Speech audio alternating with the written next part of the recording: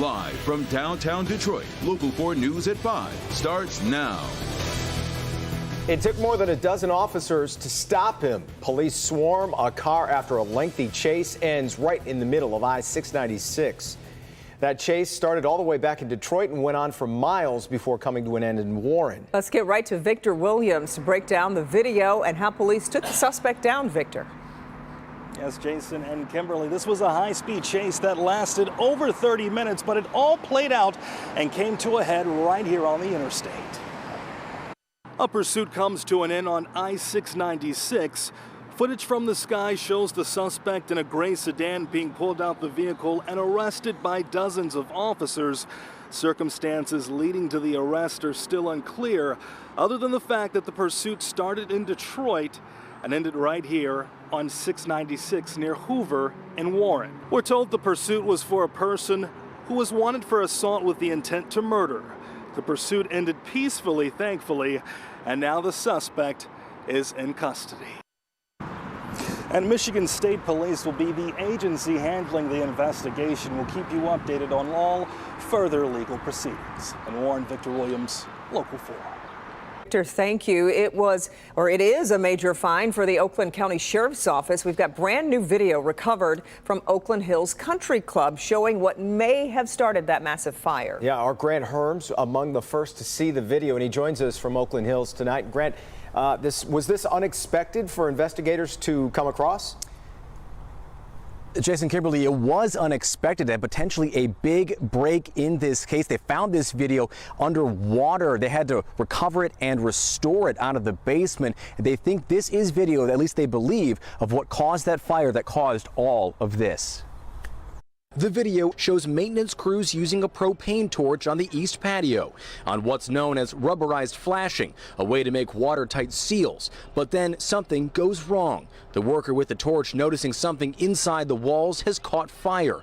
After a few minutes, they hurry to try to put out the flames with a garden hose. When that doesn't work, they call the fire department. And when firefighters arrive, they break open the wall, flames shooting out. But the damage is already done. The clubhouse now just hours before becoming an estimated $80 million loss. What's still unclear is how long that fire was burning before crews got on scene. We know that it was an extensive period of time. I don't know exactly what that is, but there was quite a bit of time that it had burning in that wall before you saw those firefighters opening that wall. It had quite a jump on us. It's also unclear if the fire suppression system worked the right way or if any charges might be filed down the road. And right now, there's no indication of foul play. The video showing what appears to be an accident. But Sheriff Mike Bouchard telling reporters today the investigation has a long way to go. You don't know everything until you make sure of everything. It doesn't appear that way, but that's part of the process. Now, the fire chief did say that those workers appeared to be using that propane torch the right way. One of the big things they're looking at here is the construction of the clubhouse itself, one of the oldest wooden-only buildings in the country, also potentially newspaper for insulation, and a gap in the walls that runs from the first floor all the way to what was the attic, creating a chimney-like effect, potentially perfect fuel for that fire. Back to you. Boy, yeah, and not to mention just an old structure, all of wood. And Grant, it really looks like it's an accident in the video. I'm wondering, did the sheriff elaborate on why he thinks there's more to this criminally? I hear what you're saying. That was our question, too, in this press conference. He didn't answer some pretty basic questions like whether or not they had talked to all of those workers, what the timeline for when the workers thought they might have a fire on their hands to when they called the fire department. He also, at one point, giving an example, alluded to some sort of potentially inside job in the way you would see with a robbery, sort of a strange comment to make in this case where that video appears to be an accident. But all that being said, he thinks that the early findings will be out next month, but it could be a full year before we know all the details. Back to you. All right. We'll keep our eye on it for sure. All right, Grant, thanks. State Rep Jewell Jones is going to spend the next 2 years on probation as part of a plea deal for drunk driving. But before he was sentenced, prosecutors put on a full court press asking the judge for jail time in the case. Sean Lay was in Howell for today's sentencing. Here's the very latest from what happened inside of court here today. Prosecutors urging the judge to give Jewell Jones jail time. 2 state troopers who fought with Jones on the side of the highway also urging the judge to sentence Jones to jail. That judge having the final say, saying additional jail time in this case was not necessary. And I think Judge Hattie really hit the nail on the head today when he said, you know, brains are still developing, mistakes still happen. It's really a launch pad with your youth, so I would like to do more to help out with some of our young people that might find themselves in this situation. Jewell Jones says he wants to help others after avoiding jail time in court today, but not without a fight. Prosecutors say Jones has taken no responsibility for his actions and should do jail time for DUI, fighting with police, and sneaking a handcuff key into jail. And as someone who writes our laws, he should not be above our laws. But after pleading guilty to 2 felonies and a list of misdemeanors, Judge Hattie told Jones he believes Jones is on the right track and ruled no additional jail time for him. You've got a bright future going forward. What happened at that roadside, and the way you were acting, I wrote it all off to being drunk. The judge likes that Jones is spending time with his pastor, telling the pastor to keep Jones on the right track. We got him, no problem. I asked Jones what his final words were for the troopers he fought with. They were offended. Jones accused them of mistreating him. Jones' response, the African-American trooper who recommended jail time for Jones disappointed him. It was Trooper Harden, and that kind of hurt my heart a bit to have another brother want to see something, wanted to see me behind bars.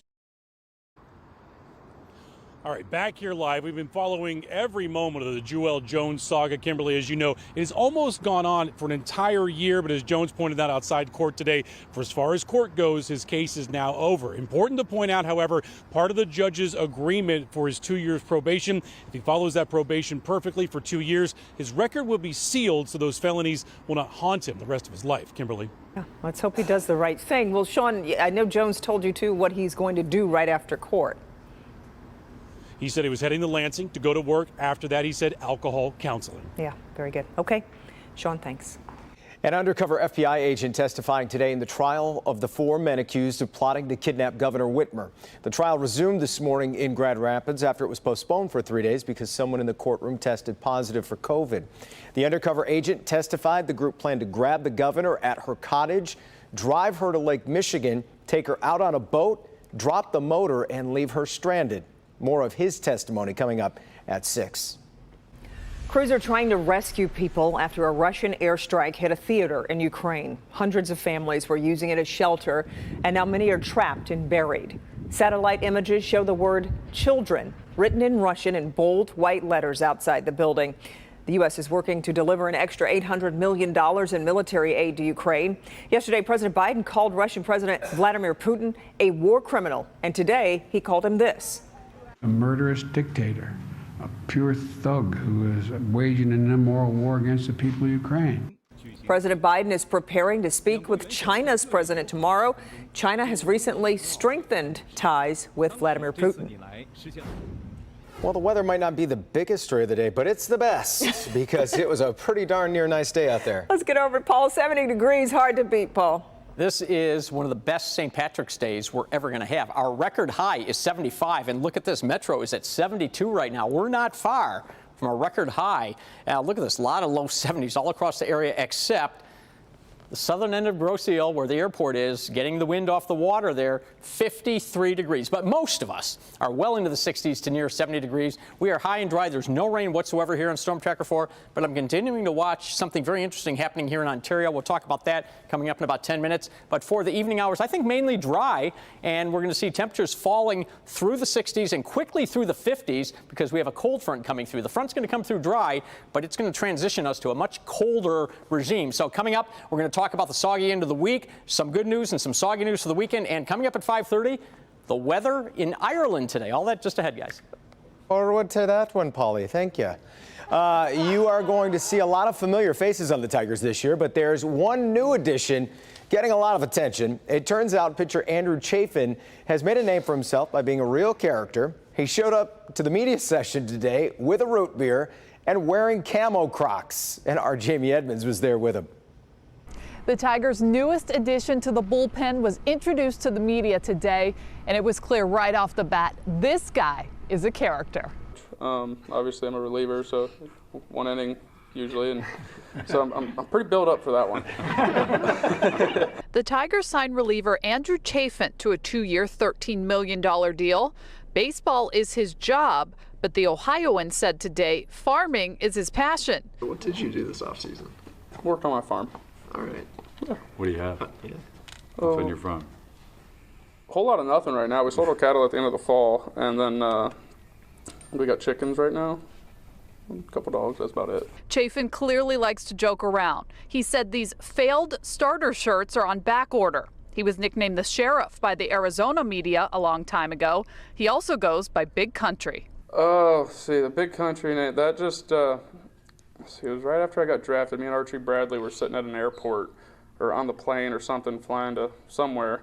And he's like, you need a Twitter. I'm like, okay, fine. I'm like, what should my name be? He's like, Big Country. I'm like, well, I can't use that one. No, somebody already had the regular one. So I just started adding some numbers to the back end of it, and that's where that came from. And the 32-year-old says he's always willing to get the ball, no matter the inning, fitting right in with A.J. Hinch's managerial style. Yeah, you don't really have a choice. They call your name. It's like, well, dude, you got to go. So why not just grab it and go? But yeah, I kind of pride myself on always being available, or as much as I possibly can. Chafin says he's happy with his new team and looking forward to putting down roots in Detroit with his 2 daughters. There are plans to buy new cattle for the farm. In Lakeland, Jamie Edmonds, Local 4. What a character. He's a girl dad. I love it. He's straight out of the 70s. Don't you think he could be playing for the 1975 Tigers? Yeah, absolutely. Throwing a John Watkins bus. That's great. All right.